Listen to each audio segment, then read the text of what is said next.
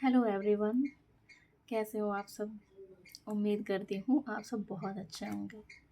आज मैं फिर नागार्जुन की कविता बादल को घिरते देखा है लेके आई हूँ। बादल को घिरते देखा है कविता युगधारा कविता संग्रह में संकलित है और ये सरस्वती पत्रिका में प्रकाशित हुई थी। युगधारा का समय मैंने पहले ही बता दिया है, 1953 ईस्वी है। यह नागार्जुन जी ने तिब्बत यात्रा के दौरान लिखी थी, तो ये मोस्ट इम्पॉर्टेंट जानकारी है कि बादल को घिरते देखा है कविता जो है वो नागार्जुन जी ने अपनी तिब्बत यात्रा के दौरान लिखा था।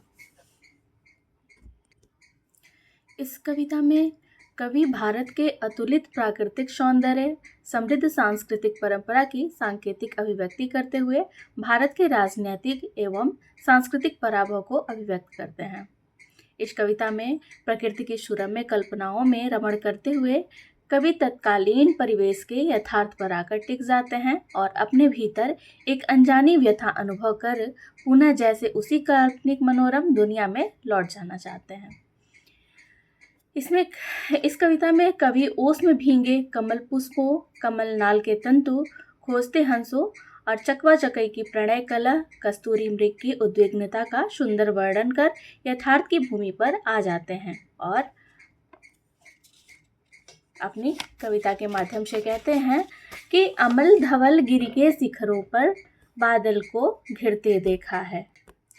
छोटे छोटे मोती जैसे उसके शीतल तुहिन कणों को मान सरोवर के उन स्वर्णिम कमलों पर गिरते देखा है। बादल को घिरते देखा है। तुंग हिमालय के कंधों पर छोटी बड़ी कई झीलें हैं। उनके श्यामल नील सलील में समतल देशों से आकर पावस की उमस से आकुल तिक्त मधुर विषतंतु खोजते हंसों को तिरते देखा है। बादल को घिरते देखा है। ऋतु वसंत का सुप्रभात था, मंद मंद था अनिल बह रहा। बालारूढ़ की मृदु किरणें थी, अगल बगल स्वर्णाभ शिखर थे, एक दूसरे से विरहित हो अलग अलग रहकर ही जिनको सारी रात बितानी होती। निशा काल से चिर अभिशापित बेबस उस चकवा चकई का, तो चकवा चकई का भी जिक्र आया है। बंद हुआ क्रंदन फिर उनमें उस महान सरोवर के तीरे, शैवालों की हरी दरी पर प्रणय कलह छिड़ते देखा है। बादल को घिरते देखा है। दुर्गम बर्फानी घाटी में 7 सहस्त्र फुट ऊंचाई पर अलख नाभि से उठने वाले निज के ही उन्मादक परिमल के पीछे धावित हो होकर तरल तरुण कस्तूरी मृग को अपने पर चिढ़ते देखा है। बादल को घिरते देखा है। कहाँ गए धनपति कुबेरवा, कहाँ गई उसकी वह अलका, नहीं ठिकाना कालिदास के व्योम प्रवाही गंगा जल का। ढूंढा बहुत किंतु लगा क्या, मेघदूत का पता कहीं पर। कौन बताए वह छाया में बरस पड़ा होगा न यहीं पर।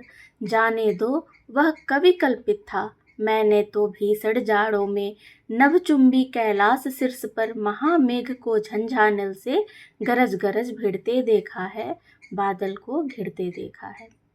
सत सत निर्झर निर्झर निकल मुखर देवदारू कानन में सोड़ित धवल भोज पत्रों से छाई हुई कुटी के भीतर रंग बिरंगे और सुगंधित फूलों से कुंतल को साजे।